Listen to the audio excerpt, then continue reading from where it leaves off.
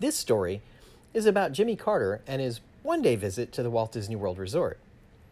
So while we know that Jimmy Carter came down for the International Chamber of Commerce, we also have the luxury of having the Jimmy Carter Library that had the daily diary of Jimmy Carter available, and we can read through it. It's kind of cool, actually. And he had a very busy day. It was October 1st, 1978, and we see that he had a wake-up call at 6 a.m. And after conducting some business at about 12:30, he boarded Air Force One and headed down to the Kennedy Space Center, arriving at around 2:30. Along the way, he was briefed about the Space Shuttle program, talked to several astronauts, toured the facility, and participated in a ceremony to present the Congressional Space Medal to 6 astronauts who had aspired and achieved in great ways. This is, to me, one of the more interesting things that he did, even though it's kind of trivial in the Disney sense. It was kind of interesting. We see also in here that October 1st happened to be his birthday. At about 5 o'clock, he boarded Marine One just outside the Vehicle Assembly Building and was taken over to the Lake Buena Vista Airfield. That's the one we talked about as the short takeoff and landing airport that exists very near the Contemporary. From there, after being greeted by Card Walker, Don Tatum, Dick Nunes, and Robert Allen, who was the vice president of Walt Disney World, he was taken over to the Contemporary. So Jimmy Carter's second stop that day was to come over to the Contemporary Resort, where he was wined and dined a little bit. He was shown around and given a little meet and greet with some of the Disney cast members, and the Card Walker met him and several other senior executives, and they showed him the model of Epcot. And he stayed around for a while to hear some people talk about Epcot that day, because they happened to be presenting to some of the various dignitaries from around the world to talk about what Epcot was and what they planned for it.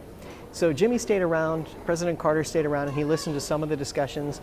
But it's interesting because one of the things he did was to come here to the Contemporary and actually come into one of the ballrooms here to actually hear the overview of Epcot.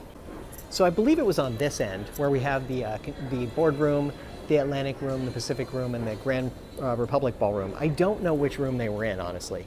I think it might have been the Grand Republic, but I don't know. But it was on this end of the hotel where they were in the convention center, and they were actually meeting with different dignitaries from around the world to see if there was any interest in anyone paying for parts of Epcot and having their own country represented there. And they were giving the sales pitch, but Jimmy Carter showed an active interest in it. And it made it really kind of interesting. So you can kind of imagine Jimmy Carter walking through these halls, going to the event so that he could learn a little bit more about what Epcot was. And he had a lot of questions, and he wanted to know more. It was really kind of a fascinating time because he had an interest in learning more about it as well. So kind of neat that he was down in this area and had actually done something to learn more about what Epcot was. Now you may notice on his itinerary, there are actually a couple of question marks where he was supposed to meet with the manufacturing company from India. And the reason for the question marks is because he was delayed because he stayed so long talking about Epcot that he actually had to push that meeting back and make it very short. It's a fascinating thing that he did because he was so interested in Epcot.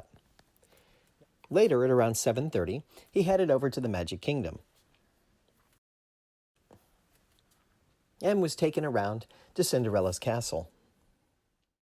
Carter's third stop of the day was at King Stephen's Banquet Hall. And he was up there to have a little dinner, be received by some dignitaries for the International Chamber of Commerce. So there's some pictures of him actually inside the King Stephen's Banquet Hall, meeting Mickey and having a little fun up there before he went on to the Chamber of Commerce. Of course, King Stephen's Banquet Hall today is known as Cinderella's Royal Table. And you go through there and take the elevator up to go up to King Stephen's Banquet Hall. But it's right up there. That's where it was. That's the location he was in as he was visiting the park that day. And then around 8 o'clock, he attended the opening ceremony of the International Chamber of Commerce, where he spoke for about 20 minutes. The last stop on Carter's tour was actually right up there on the Castle Forecourt stage where they're doing a show right now. I'll go around and show it to you, but I wanted you to be able to hear me. He sat up on the stage, and there was about a couple of hundred people that were there for the International Chamber of Commerce, and he gave us a address. And it was the first time it had been held out in the United States and out of the home country where the International Chamber of Commerce is housed. But Carter gave a resounding speech and was able to talk about the future of mankind and where we're headed. I thought that was kind of interesting. He did it right here at the Magic Kingdom. In his speech, he said, "I'm also glad to come to Disney World. I was looking forward to seeing Fantasyland, particularly because it's the source of inspiration for my economic advisors." Laughter ensues, and he says, "I think perhaps some of you can see the origin of ideas that you get from advisors as well while you're down here." On a more serious note, he goes on to talk about us as a privileged nation and world leaders and corporate leaders' responsibility in it. He added, "We've all learned that in an interdependent world, we can only advance when we advance together."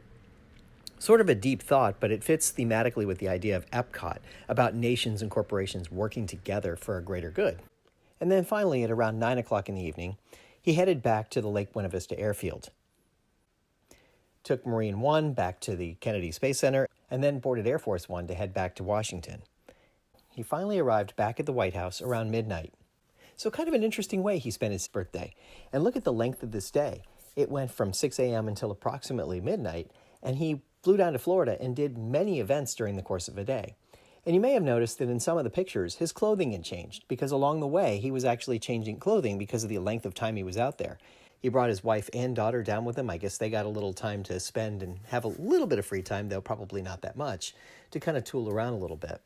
But all in all, even though it was a busy day, it's a memorable day, the day that Jimmy Carter came to Walt Disney World in Florida.